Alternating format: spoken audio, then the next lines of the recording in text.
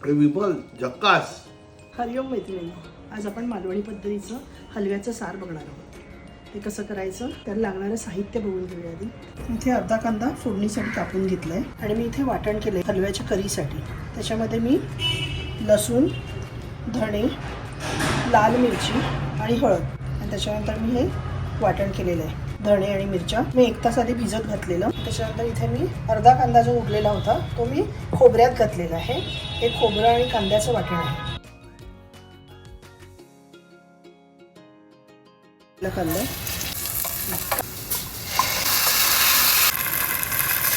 मी घातलेल्या मसाल्याला उकळी आली. 5-6 कोकणं घेतली मी.